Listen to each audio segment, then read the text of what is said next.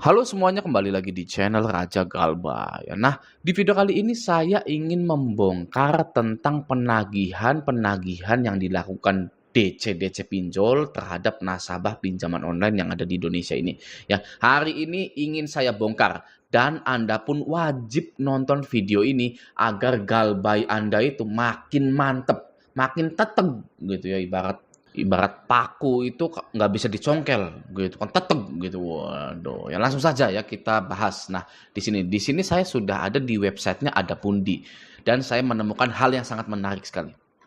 Oke, di sini di pertanyaan umum. Apakah ketika Adapundi memperoleh data pribadi penerima dana atau nasabah terkait dengan proses asesmen atau perolehan pendanaan dari penerima dana, Adapundi telah mematuhi ketentuan hukum yang berlaku terkait data pribadi? Nah, langsung saja kita baca ya. Nah, di sini ini akan saya screenshot dulu. Oke, karena kalau tidak di screenshot hilang ya, seperti itu tadi ya. Nah, ini set saya screenshot dulu biar enak dibacanya. Nah, ini dia ya. Mari kita baca.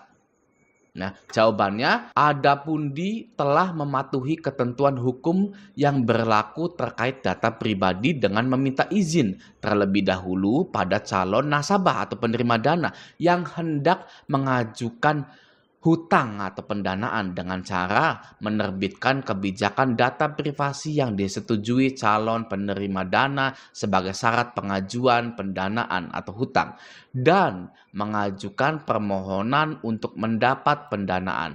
Penerima dana atau nasabah tidak mungkin mengajukan pendanaan tanpa mematuhi dan terikat pada kebijakan data privasi yang diterbitkan Adapundi dan dapat dilihat penerima dana dalam akunnya di platform atau aplikasi Adapundi.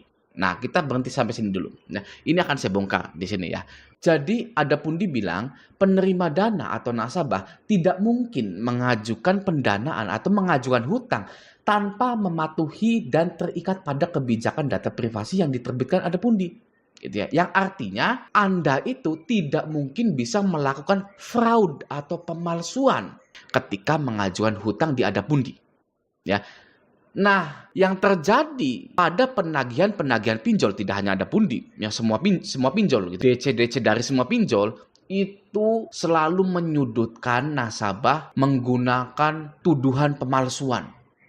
Ya, yang nanti akan dilacak lokasinya karena tidak sesuai KTP, yang kondarnya palsu, yang perusahaan tempat bekerjanya palsu, dan lain-lain. Itu jadi senjatanya DC untuk menagih nasabah-nasabah pinjol.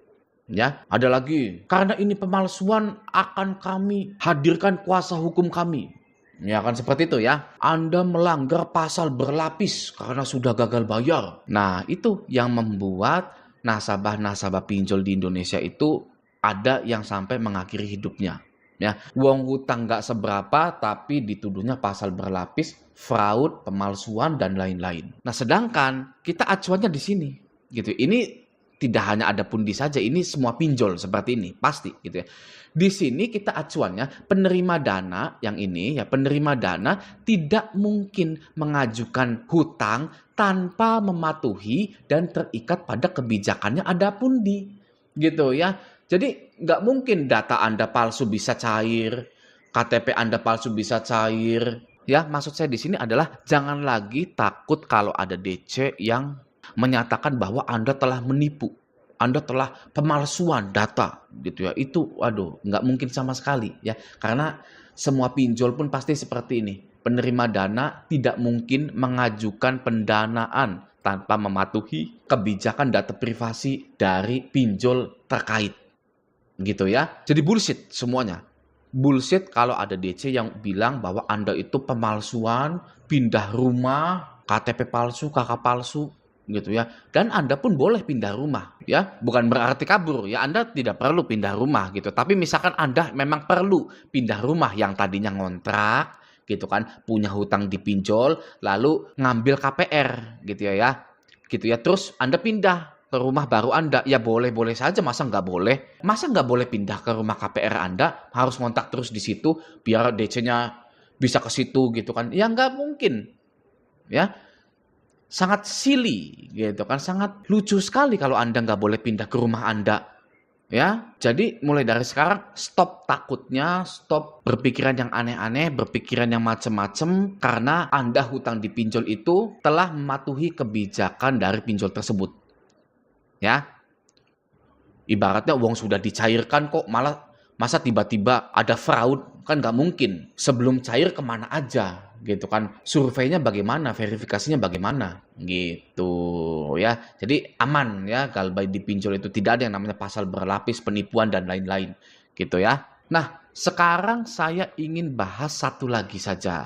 Apakah ada pundi wajib bertanggung jawab atas intimidasi, kekerasan, dan perbuatan melanggar hukum yang merugikan penerima dana atau nasabah yang disebabkan ulah oknum penagih utang eksternal yang ditugaskan ada pundi berdasarkan kerjasama dengan penyedia jasa penagih utang? Nah, langsung saja kita lihat jawabannya. Kita screenshot dulu biar tidak hilang.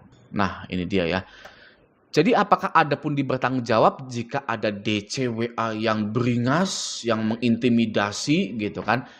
Mari kita baca. Ada pundi tidak bertanggung jawab atas tindakan tim penagih utang yang bukan karyawan ada pundi. Ada pundi akan bertindak tegas dengan menyelidiki dugaan tindakan kekerasan dan intimidasi oleh penagih utang dari perusahaan yang bekerja sama dengan ada pundi atau pihak ketiga ya untuk menagih utang penerima dana. Nah, jika terbukti bersalah, maka ada pundi akan mengakhiri kerjasama dengan perusahaan penyedia jasa penagih utang tersebut. Gitu. Jadi kalau ada yang ngancem-ngancem dari ada pundi itu, ada pundi tidak bertanggung jawab. Ya, dan ada pundi pun akan langsung memutus kerjasama dari pihak ketiga tersebut.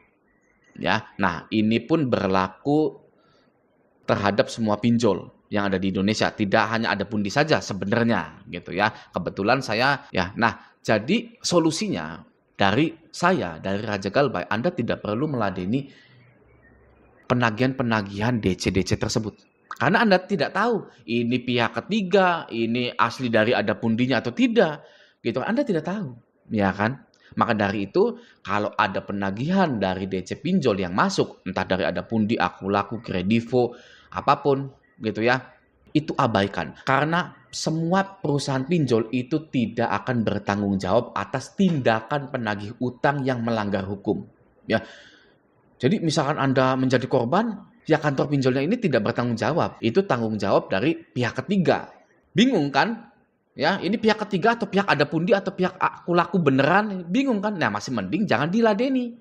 Ya, daripada kitanya jadi korban. Gitu loh, ya. Nggak apa-apa, tidak meladeni, masih mending kita selamatkan diri kita sendiri, ya. Anda pasti sudah tahu ada korban yang mengakhiri hidupnya karena pinjol-pinjol itu. Ya, karena penagihan-penagihan dari DC-DC pinjol itu. Ya, selamatkanlah diri kita ini. Oke, jadi rangkuman dari video ini adalah yang pertama, tidak ada yang namanya fraud di pinjol, tidak ada yang namanya pemalsuan data, itu nggak ada. Karena semua nasabah harus patuh pada kebijakan privasi yang diterbitkan oleh pinjol-pinjol tersebut. Oke ya, yang kedua adalah kita tidak perlu menanggapi DC-DC pinjol karena kita tidak tahu DC pinjol itu apakah asli dari ada pundi, asli dari pinjolnya langsung atau dari pihak ketiganya, yang mana bisa mengakibatkan pelanggaran hukum terjadi yang bisa merugikan kita. Ya, masih mending kita ganti saja nomor HP-nya. Ya, tutup saja semua komunikasi, akses komunikasi pinjol kepada kita itu kita tutup saja. Gitu. Oke. Nah, semoga video ini bermanfaat. Sampai jumpa di video selanjutnya.